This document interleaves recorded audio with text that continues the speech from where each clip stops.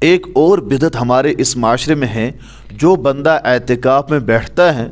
ہمارے یہاں اس کے لیے کھانے کا ایک لسٹ نکلتا ہے کہ فلانی دن فلانی اسے کھلائے گا، فلانی دن فلانی کھلائے گا، فلانی دن فلانی کی ذمہ داری ہے۔ یہ ایک بدعت ہے، یہ بالکل بھی درست عمل نہیں ہے، اس سے بچیں۔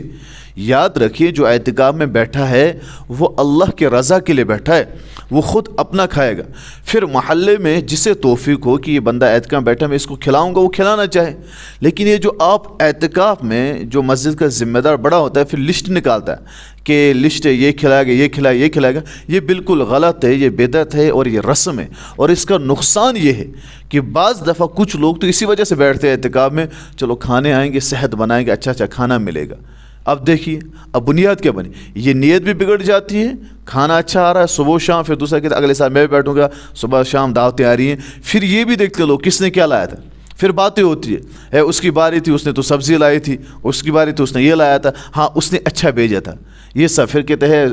وہ تو شکست والا ہے، اس کو تو ہے ہی نہیں کچھ، اس کو تو یہ ہے، عجیب معاملے، اس طرح کی باتیں ہوتی ہیں، یہ بالکل غلط ہے، اس سے بچیں۔ بلکہ جو چاہے جو جس طرح کا چاہے اعتکاف والے کو کھلائے، اس کی مرضی ہے، نہ کھلا کوئی نہیں، اعتکاف والا اپنا کھائے گا، کیوں نہیں کھائے گا، وہ اپنا وہ تو کھا سکتا ہے، گھر والے لائیں گے، لیکن یہ کھانے کا لسٹ نکال کر کھانے کی باریاں اور اسے کہیں کہ نہیں لوگ کھلائیں گے، یہ بالکل غلط ہے، اس چیز سے بچیں۔ اعتکاف کی صورت میں ایک جوان وہ اعتکاف میں بیٹھا ہے تو کیا وہ سگریٹ وغیرہ پی سکتا ہے یا نہیں؟ جیسے وہ کبیر ناس وغیرہ ہے تو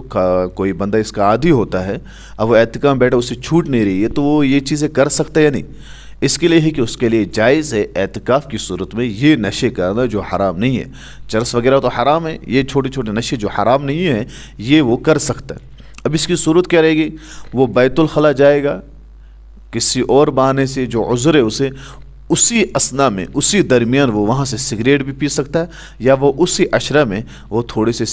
کبیر وغیرہ بھی کیا بولتے ہیں جو کرتے ہیں، اس کے لیے وہ جائز ہے، وہ کر سکتا ہے، اس کے اعتکاف پر کوئی بھی اثر نہیں پڑے گا۔ اعتکاف والوں کو ایک مسئلہ یہ بھی آتا ہے کہ ہمیں پیٹ میں گیس ہوتا ہے، ہوا خارج ہوتی ہے، تو کیا مسجد میں ہوا خارج کریں یا مسجد سے باہر نکلیں؟ تو یاد رکھیے کہ ہوا خارج ہو تو مسجد میں بالکل بھی جائز نہیں، ہوا خارج کرنے کے لیے آپ کو مسجد سے باہر نکلنا، ہوا خارج کر کے آئیں، پھر آپ مسجد میں گھسیں۔ ایک مسئلہ اعتکاف کا یہ بھی آتا ہے کہ ایک جوان اعتکاف میں غسل جنابت اسے ہوا، تو اب وہ کیا کرے گا؟ تو اس کے لیے یہ ہے کہ وہ مسجد سے نکلے اور غسل کر کے آئے،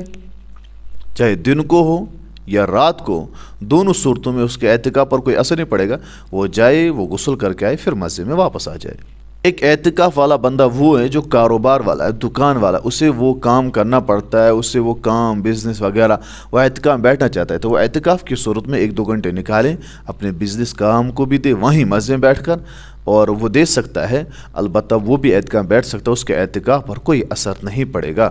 یاد رکھیے اعتکاف کرانا اجرت کی بنا پر یہ بالکل بھی جائز نہیں ہے۔ آپ کے محلے میں کوئی بیٹھنا نہیں چاہتا ہے تو آپ اجرت پر لا رہے ہیں کسی کو اعتکاف میں اور پیسے دے کر عبادت کرا رہے ہیں، تو یہ بالکل غلط ہے، یہ اعتکاف نہیں مانا جائے گا، یہ بالکل غلط ہے، غلط ہے، غلط ہے، اس چیز سے بچیں۔